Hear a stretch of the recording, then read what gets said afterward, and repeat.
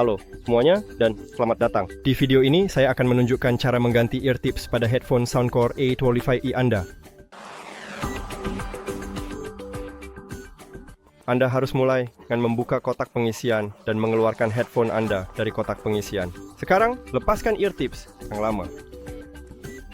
Yuk, kita mulai. Dan yang kedua, sekarang, pilih sisi eartips yang baru. Misalkan saya satu di sini dan pasang di sini, kita sudah selesai. Dan yang kedua, itu saja. Terima kasih telah menonton video ini.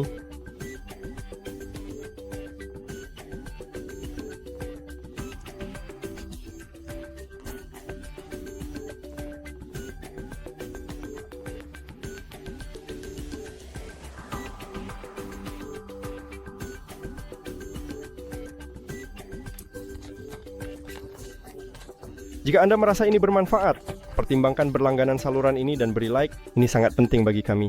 Sampai jumpa!